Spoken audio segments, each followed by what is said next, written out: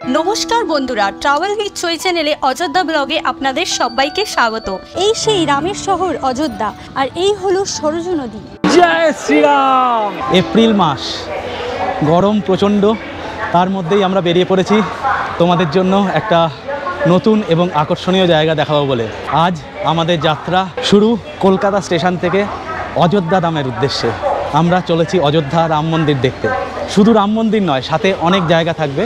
প্রচণ্ড গরম, জানি না কতটা কভার করতে পারবো। টিকিটের ভাড়া দেওয়া রইল, দেখে নাও।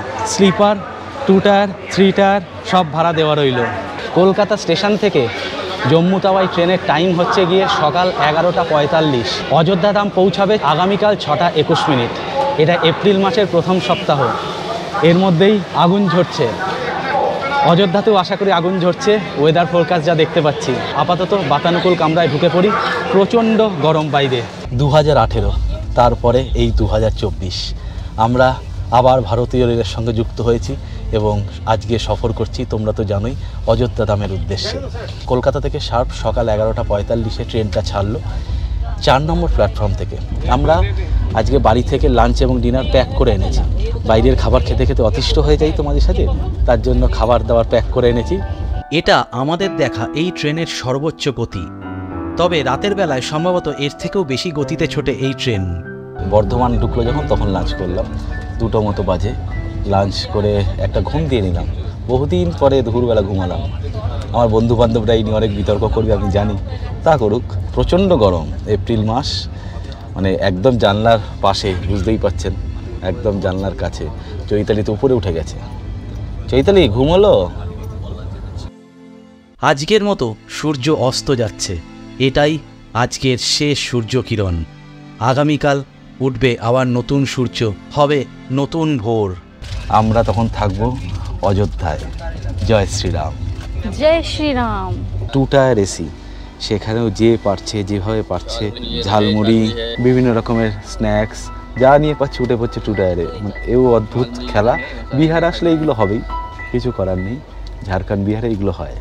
কলকাতা থেকে দুন এক্সপ্রেসও যায় অযোধ্যা ধাম জাংশনে। সেই ট্রেনটি ছাড়ে হাওড়া স্টেশন থেকে রাত 8টা 25 মিনিটে এবং অযোধ্যা ধাম জংশন পৌঁছায় পরের দিন দুপুর 1টা 53 মিনিটে। এই ট্রেনে ট্রাভেল টাইম প্রায় 17.5 ঘন্টা। ভাড়া জম্মু তাওয়াই এক্সপ্রেসের মতোই। ট্রেনে যাত্রার বেশিরভাগ সময়ই আমার অবসর সময়। সেই সময় আমি শুনতে থাকি বিভিন্ন ধরনের গল্প, হয় গপ্পমিরের থেকে, নয়তো সানডে সাসপেন্স অথবা থ্রিলার স্টেশন, এই ইউটিউব চ্যানেলগুলোয়। যদিও ক্লান্তিকর যাত্রা এখনও শুরু হয়নি, তাই অনেক গল্পের রেশ কাটিয়ে একটু লেট ডিনার করে আমরা রাত 11টা নাগাদ ঘুমের দেশে পাড়ি জমালাম। উত্তেজনা ও আবেগের পারত্য চড়েই ছিল, তাই সকালে আলো ফোটার সাথে সাথেই নিদ্রাভঙ্গ হলো এবং আমরা ফ্রেশ হয়েই ট্রেনে ড্রেস আপ করে অযোধ্যা ভ্রমণের উদ্দেশ্যে শারীরিক ও মানসিকভাবে সম্পূর্ণ তৈরি হয়ে নিলাম। সকাল 7টা 15 আমরা পৌঁছে গেলাম সেই বিখ্যাত অযোধ্যায়। 16ই জানুয়ারি 2024 অযোধ্যায় রাম মন্দিরের উদ্বোধন হয়েছিল। আমাদের এখনকার প্রধানমন্ত্রী উদ্বোধন করেছিলেন। প্রচণ্ড এক্সাইটেড আমরা, প্রচণ্ড উত্তেজিত এবং বুক ঢিপ ঢিপ করছে রীতিমতো। বেশ ভয় ভয় লাগছে, জীবনে প্রথমবার। আমার আর চৈতালির এটা সোলো ট্রিপ বলতে পারেন। তো যাই হোক, এই হচ্ছে গিয়ে টোটাল স্টেশন চত্বর।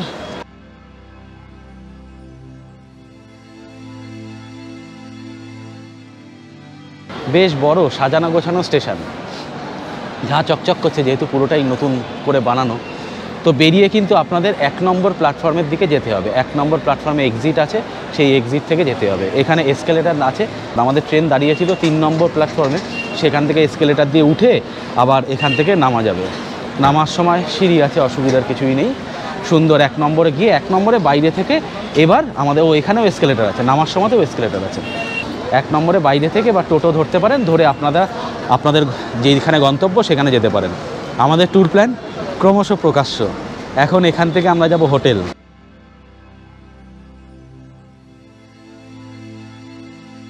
এই হচ্ছে স্টেশনের বাইরের চত্বর। এখানে ক্লক রুম আছে, আপাতত যাত্রীনিবাস নেই, সেটা তৈরি হচ্ছে। বেশ বড় সড়ো যাত্রীনিবাস স্টেশনে তৈরি হচ্ছে। আপাতত ক্লক রুম আছে, যদি আপনারা লাগেজ রাখতে চান সেক্ষেত্রে ক্লক রুমের লাগেজ রাখতে পারেন।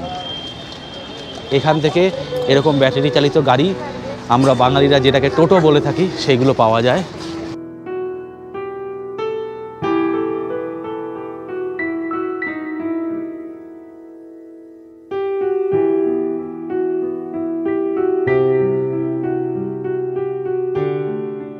আমরা স্টেশন থেকে বেরোলাম, এই যে স্টেশন থেকে বেরিয়ে এই সোজাই আসবো, সোজা গিয়ে রাম পথিক নিবাস বলে একটা খুবই সস্তার হোটেল আছে, সেখানে মোটামুটি 500-700 টাকায় রুম পাওয়া যায়।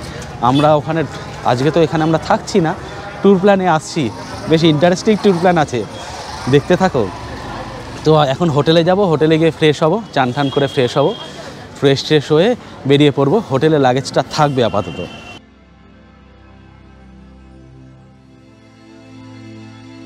স্টেশন থেকে এই রাস্তাটা সোজা আসছে, এসে এইখানে যে বাজারটা আছে সেই বাজারটার সামনে এরকম আপাতত একটা ভাঙাচোরা বিল্ডিং আছে, সেখানে হচ্ছে এই শ্রীরাম অতিথি নিবাস। এর ভিতরে বালাজি ধর্মশালাও আছে। এটাই হচ্ছে শ্রীরাম অতিথি নিবাস। তো এইটা হচ্ছে অতিথি নিবাস, এখানে 1500 টাকা নন এসি রুম, এটা একটা হোটেল অপশান। আর আমরা যেটা যাচ্ছি সেটা পথিক নিবাস। এই অঞ্চলের সব থেকে সস্তায় হোটেল ওখানেই, মানে রুম ওখানেই পাওয়া যায়। ওই যে পিছন থেকে দেখলে অতিথি নিবাস, সেখান থেকে আবার সোজা আসে এই যে চৌমাথা, সেই চড়াহা থেকে আমরা ডান দিকে নেব। এই যে ডান দিকে নিয়ে হনুমানগড়ির ওখানেই পড়বে। এই হচ্ছে রাম মন্দিরের প্রবেশদ্বার। আর পাশে ওই যে মন্দিরের চূড়া দেখছেন, ওটা হচ্ছে হনুমানগড়ি মন্দির। আমরা ওই হনুমানগড়ি মন্দিরের দিকেই যাচ্ছি, তার ধারে পাশেই হোটেল। এখানে বড্ড শোরগোল, তবে চেষ্টা করবেন সকাল সকাল যদি রাম মন্দির দর্শন করা যায় সেটা সবথেকে ভালো।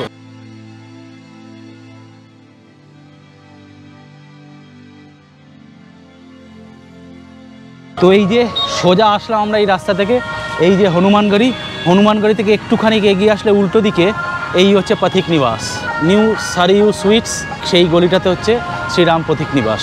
এখানেই কিন্তু সবথেকে সস্তায় রুম পাওয়া যায়। তো এই হলো আমাদের রুম, আপনাদেরকে দেখাচ্ছি।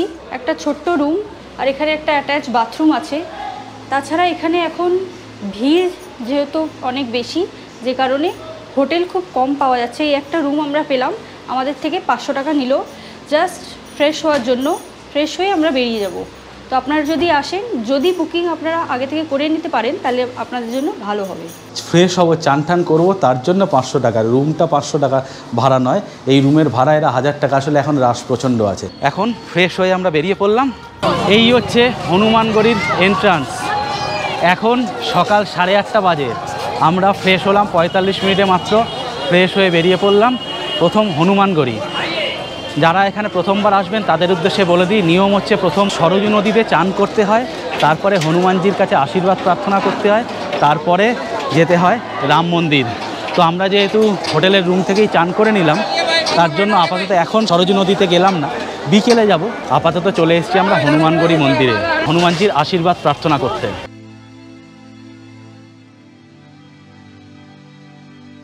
এখানে কিন্তু এখন প্রচণ্ড ভিড়, যত বেলা বাড়বে ভিড় তত বাড়বে।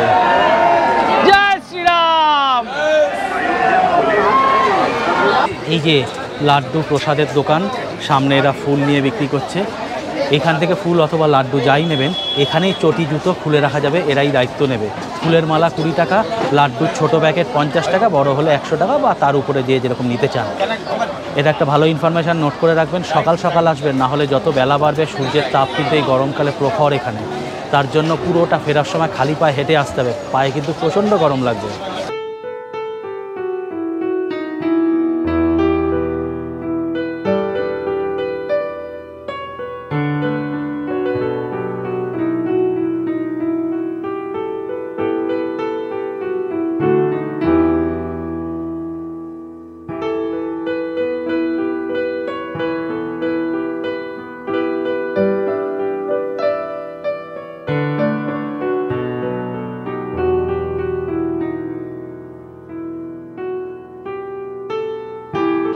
এই হচ্ছে হনুমানগড়ি, হনুমানজির দর্শন আপনাদের আশা করি করাতে পারলাম। প্রচণ্ড ভিড়, রীতিমতো মারামারি গুটোগুটি চলছে, কেউ ঢুকতে দিচ্ছে না।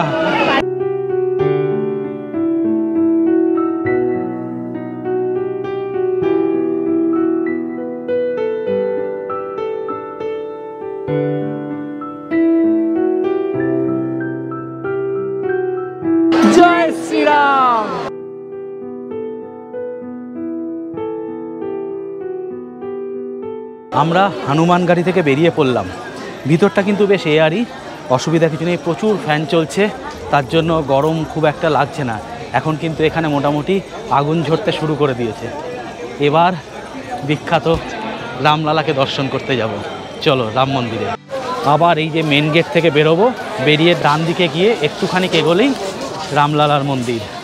রামলালার মন্দিরের ভিতরে কোনো ক্যামেরা, ব্যাগ এই জাতীয় কিচ্ছু অ্যালাউড না, মোবাইল কিচ্ছু অ্যালাউড না। এই যে সাইনবোর্ড দেখতে পাচ্ছেন, রাম জন্মভূমি তীর্থক্ষেত্র, রাম মন্দির এই ডান দিকেই। আমার তোমার সবার নাম রাম রাম রাম রাম। জায়গাটা সত্যিই খুব সুন্দর বানিয়েছে, এরকম রেলিং করা, উপরে শেড দেওয়া। এটা তো গরমকালে শুরু হবে, যখন প্রচণ্ড গরম পড়ে তখন এখানে কিন্তু গাড়ি এনে ওয়াটার স্প্রে করা হয় জায়গাটাকে ঠান্ডা করার জন্য। এখন সেই ব্যবস্থা সম্ভবত শুরু করেনি, আরও কয়েকদিন পর থেকে শুরু করবে, সম্ভবত মে মাস থেকে শুরু করবে। জায়গাটা কিন্তু সত্যিই খুব ভালো, সুন্দর জায়গাটা বানিয়েছে।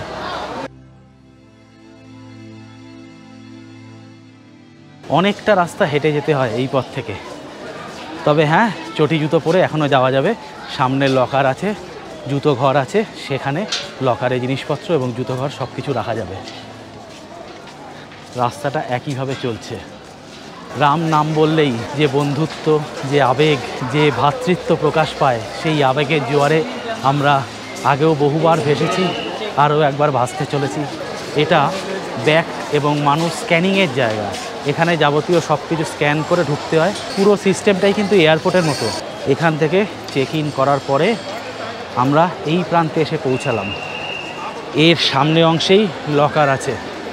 লকারের লাইনটা বেশ ভালো পড়ে, লম্বা লাইন পড়ে।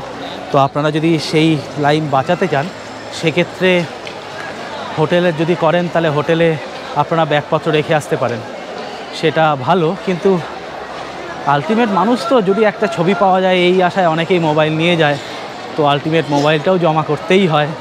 তো সেই জন্য আমাদের তো হোটেল আজকে আমরা দেখলেন করতে পারিনি, জায়গা ছিল না, শুধু ফ্রেশ হয়ে বেরিয়ে চলে এসেছি। তার জন্য ব্যাগ পিঠে এখানে ব্যাগ জমা রাখবো।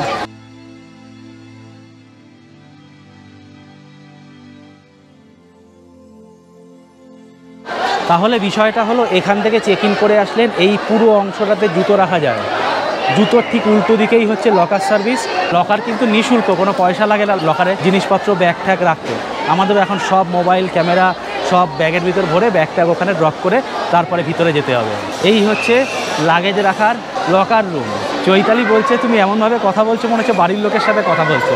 তো আলটিমেট আমি বিশ্বাস করি তোমরা যারা দেখছো সবাই আমাদের এক্সটেন্ডেড ফ্যামিলি, সবাই আমাদের ঘরের লোক, বাড়ির লোক। ভিডিওটা এই অবধি করা যাবে।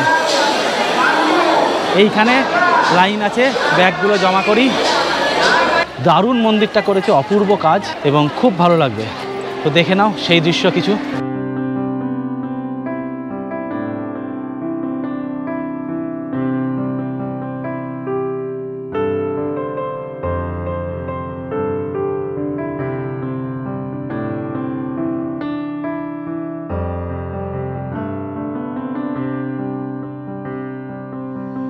এই হচ্ছে এদের লকার রুম।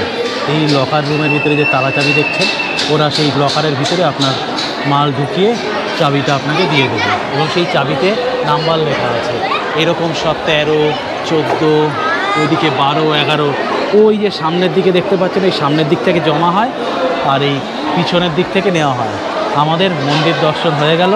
আমরা এখন লাগেজ নিয়ে এই বাইরে বেরোলাম, আর এখানে আমাদের সময় লাগলো মাত্র ওই 15-20 মিনিট মধ্যে আমরা দর্শন করে চলে আসলাম। তো বেশিক্ষণ টাইম এখানে লাগে না দর্শন করতে। ভিড় ভেতরে আছে, কিন্তু সেরকম ভিড় নেই, আপনারা আরামসে দর্শন করে বাইরে চলে আসতে পারবেন। আমরা মন্দিরের জন্য ঢুকেছিলাম ভিতরে 9:30 নাগাদ, আর বেরোলাম 10:15 নাগাদ। এই যে এখানে যেরকম শেড দেওয়া দেখছেন, ভিতরটাও পুরোটা এরকম শেড দেওয়া। তো তাই জন্য পায়ে যে গরম লাগবে সেটা হচ্ছে না। এইখানে অনেকটা হাঁটতে হয়, প্রায় 1 কিলোমিটার তো হবেই। মানে লকার রুমে মাল রাখার পরে, বা লকার রুম বলবো না, একদম মেন গেট থেকে প্রায় 1-1.5 কিলোমিটার তো হবেই, পুরো হেঁটে ভিতর অবধি যেতে হয়। মন্দিরটা কিন্তু সত্যি ম্যাসিভ বানিয়েছে, মানে সাংঘাতিক মানে ভিউ। এখনও সম্পূর্ণ কাজ শেষ হয়নি, L&T কাজ করছে। আমার যা দেখে মনে হলো এখনও বছর 2 কম করে সময় লাগার কথা। সকাল থেকে আমরা কিছু ব্রেকফাস্ট করিনি। তাহলে এবার কিছু খেয়ে নেওয়া যাক। গেট থেকে বেরিয়ে বাঁ দিকে গেলেই অনেকগুলো ভালো ভালো ভোজনালয় আছে। সেই ভোজনালয় থেকে এবার কিছু খাই। এখানে বেশ সুন্দর ছোলে ভাটুরে পাওয়া যায়। আর বাঙালিদের কচুরি, তরকারি, লুচি এইগুলোর প্রতি তো অমোঘ টান। তোমাদেরও সেই অমোঘ টানটা আছে, আমাদেরও আছে। তাই এবার চলো কিছু খাওয়া দাওয়া করি। এই হচ্ছে আজকে আমাদের ব্রেকফাস্ট এবং লাঞ্চ। টোটাল মূল্য 200 টাকা মাত্র। আমাদের দুজনের এক প্লেট দিয়ে হয়ে যাবে। রুটিগুলোতে আবার বাটার দেওয়া, ঘি দেওয়া। ভালো খেতে, টেস্টি খাবার। এই লস্যিগুলোর দাম এখানে 50 টাকা করে। তীব্র গরমে আমরা হাতে তুলে নিলাম এই ঠান্ডা ঠান্ডা লস্যি। ছাতা দেখে বুঝতেই পারছেন প্রবল রোদ।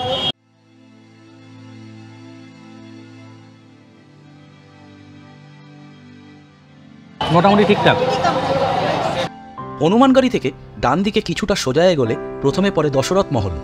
দশরথ মহলকে বাঁদিকে রেখে কয়েক পা সোজা এগিয়ে ডান দিকে ঘুরে সামান্য এগোলেই বাঁদিকে পড়ে কনক ভবন। আর দশরথ মহলকে বাঁদিকে রেখে বেশ কিছুটা সোজা এগোলে বাম দিকে পড়ে রাম দরবার। এটাই হচ্ছে শ্রী রাম দরবার। এখানেই রামচন্দ্র তার প্রজাদের নিয়ে দরবার করতেন। এখন মেরামতির কাজ চলছে।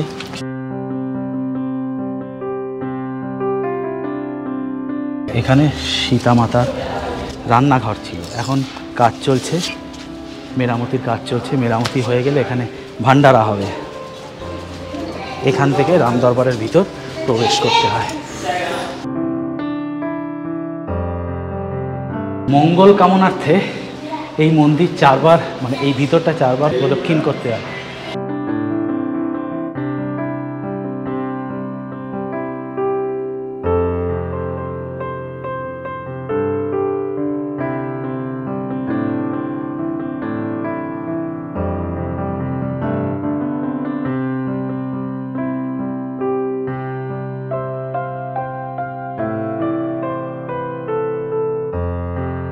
রামদরবার থেকে বেরিয়ে আমরা চলে এলাম সেই বিখ্যাত কনক ভবনে।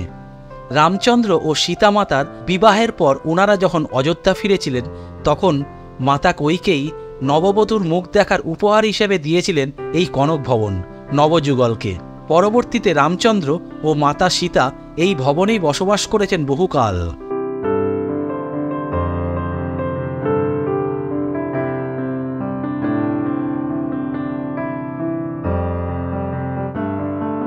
কনক ভবন পরিদর্শনের পর আমরা চলে এলাম দশরথ মহলে।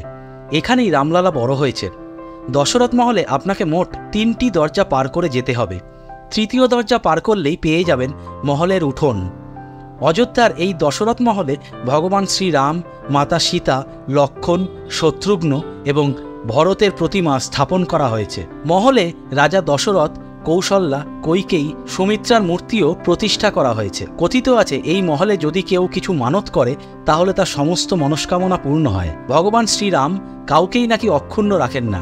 স্থানীয় মানুষের বিশ্বাস রাজা দশরথ ক্রেতা যুগে এই প্রাসাদটি তৈরি করেছিলেন। এটি হনুমানগড়ি থেকে 100 মিটার দূরে অবস্থিত। এই যে বাসগুলো দেখছেন এইগুলো ইউপি গভর্নমেন্টের বাস। অযোধ্যা স্টেশনের ওখান থেকে ছাড়ে। প্রচণ্ড রোদ, তাই ছাতা নিতে বাধ্য হয়েছি। আর এটা হচ্ছে লতা মঙ্গেশকর চক।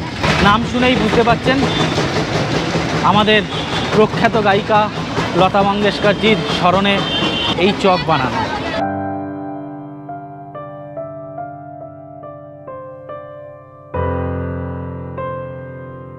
আমাদের পরবর্তী গন্তব্য রামকথা সংগ্রহালয়। এখান থেকে সামান্য একটু এগিয়ে গেলেই পড়ে।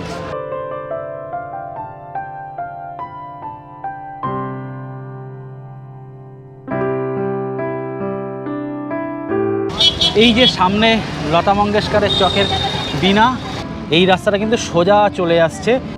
এই হচ্ছে সাদা বিল্ডিংটা, এটাই রামকথা সংগ্রহালয়। এটাই হচ্ছে রামকথা সংগ্রহালয়ের প্রধান দ্বার বা প্রধান দরজা। এই মুহূর্তে রামকথা সংগ্রহালয় মেরামতি কাজের জন্য বন্ধ আছে, তাই ভিতরে এই মুহূর্তে প্রবেশাধিকার নেই সর্বসাধারণের। তাই আপনাদের ভিতরের দৃশ্য আমরা দেখাতে পারলাম না, তার জন্য গভীরভাবে দুঃখিত। অযোধ্যা জংশন থেকে 3 কিলোমিটার দূরে নাগেশ্বরনাথ মন্দির হল অযোধ্যার রামকিপৌরিতে অবস্থিত একটি হিন্দু মন্দির। এটি অযোধ্যার জনপ্রিয় মন্দিরগুলির মধ্যে একটি এবং অযোধ্যা দর্শনের মধ্যে অন্তর্ভুক্ত করা আবশ্যক। ফেরি বাজার সংলগ্ন এলাকায় অবস্থিত নাগেশ্বরনাথ মন্দিরটি ভগবান শিবের উদ্দেশ্যে উৎসর্গীকৃত, যিনি নাগেশ্বরনাথ বা সাপের প্রভু নামেও পরিচিত। মন্দিরের গর্ভগৃহে একটি সুন্দর শিবলিঙ্গ রয়েছে। মন্দিরটি ভগবান রামের কনিষ্ঠ পুত্র কুশ দ্বারা প্রতিষ্ঠিত বলে মনে করা হয়। বিশ্বাস করা হয় যে মন্দিরটি চন্দ্রগুপ্ত বিক্রমাদিত্যের রাজত্ব পর্যন্ত ভালো অবস্থায় টিকেছিল, যদিও শহরের বাকি অংশ ধ্বংসস্তূপে পরিণত হয়েছিল। রামকথা সংগ্রহালয় এখন বন্ধ আছে রেনোভেশনের জন্য, তাই ওখানে ভিতরে ঢুকতে দিল না। আর তীব্র গরম, সেখান থেকে আবার একটা টোটো নিলাম, টোটো নিয়ে আবার লতা মঙ্গেশকর চক আসলাম। 10 টাকা নিল টোটো ভাড়া। ওখান থেকে হেঁটে সরজু নদী, যেটা জলটা এখানে আনা হয়, অ্যাকচুয়াল নদীটা এখান থেকে বয় না, নদীর জলটাকে এখানে আনা হয়। সকাল থেকে 10টা অবধি জল আসে, আবার 10টার পরে পাম্প বন্ধ করে দেওয়া হয়, আবার বিকেল 4টের পরে জল আসে। আজকে এখান থেকে আমরা 8:30টার ট্রেন ধরবো, ধরে সোজা চলে যাব আগ্রা। এখন স্নানের জায়গাটা পরিবর্তিত হয়ে এখানে চলে এসছে। এখানে সবাই স্নান করছে এবং সরজু নদীর বুকে এখানে নৌকা বিহার করতে পারেন আপনারা। এখানে বোট দুভাবে চলে, যদি রিজার্ভ করেন সমস্ত ঘাট ঘুরিয়ে দেবে 1100 টাকা, আর যদি গ্রুপের সাথে যান 10 জন করে নেবে 120 টাকা।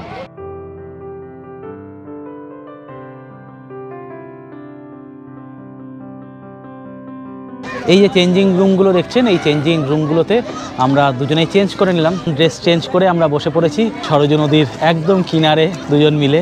এবার রিল্যাক্স করছি। আজকে হেভি গরম ছিল, প্রচণ্ড গরম, তেতেপুরের লাট অবস্থা। অস্তমিত সূর্যের আভা গায়ে মেখে সরজু নদীর জলে অবসাদকে বিদায় জানানো। এবার ট্রেন ধরবো, যাচ্ছি আগ্রা।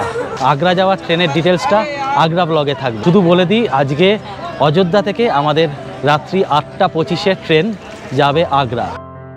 এখানে এভাবে পাম্প করে জল নিয়ে আসা হয় সরজু নদী থেকে। এই সেই শীতল ঝর্ণা, যেখানে দাঁড়িয়ে বা বসে সারাদিনের তীব্র দাবদাহের পর সকলে একটু শান্তি অনুভব করে এবং একটু জিরিয়ে নেয়। জলস্তর এখানে হাঁটুরও নিচে, তাই ছোটদের এখানে ডুবে যাওয়ার কোনো সম্ভাবনাই নেই। নিশ্চিন্তে নির্বিঘ্নে কচিকাঁচা নিয়ে শীতল জলের আমেজ নেওয়াই যায়। সত্যি খুবই ভালো লাগবে। চলুন ওই সাইড থেকে দেখাই। সরজু নদীর পাড়ে যে লাইট অ্যান্ড সাউন্ড শো দেখানো হতো এতদিন, সেটি আপাতত বন্ধ হয়ে গেছে। আবার কবে চালু হবে সেই ব্যাপারে বিশেষ কেউ আলোকপাত করতে পারলেন না, তাই আমাদেরও সচক্ষে দেখা হলো না এবং আপনাদেরও দেখাতে পারলাম না সেই লাইট অ্যান্ড সাউন্ড শো। তাহলে বন্ধুরা, আমাদের আজকের অযোধ্যা ভ্রমণের 8টি প্রধান গন্তব্য হল: 1 হনুমানগড়ি, 2 বিখ্যাত রামলালা মন্দির, 3 শ্রী রাম দরবার, 4 কনক ভবন, 5 দশরথ মহল, 6 রামকথা সংগ্রহালয়, 7 নাগেশ্বরনাথ মন্দির ও 8 তথা অন্তিম সরজু নদী। অযোধ্যাধাম জংশন বা অযোধ্যা রেলওয়ে স্টেশন রাতের আলোতে খুব সুন্দর দেখায়। আমরা সেই আলোকস্রোতে গা ভাসিয়ে অপেক্ষায় রইলাম আমাদের আজকের রাতের আস্তানা 14853 মরুধর এক্সপ্রেসের উদ্দেশ্যে। বন্ধুরা, আমাদের অযোধ্যা ভ্রমণ 2024 আমরা এখানেই শেষ করলাম। দেখা হচ্ছে পরের ব্লগে আগ্রা থেকে। যদি চ্যানেলটা ভালো লাগে তাহলে অবশ্যই সাবস্ক্রাইব করো এবং ভিডিওগুলো ভালো লাগলে বন্ধু ও পরিবারের সবার সাথে শেয়ার করো এবং ভিডিওটা লাইক করো। আর কমেন্টে জানিও নতুন নতুন কোন কোন জায়গা তোমরা দেখতে চাও আমাদের চ্যানেলে। তাহলে আজকের জন্য জয় শ্রীরাম।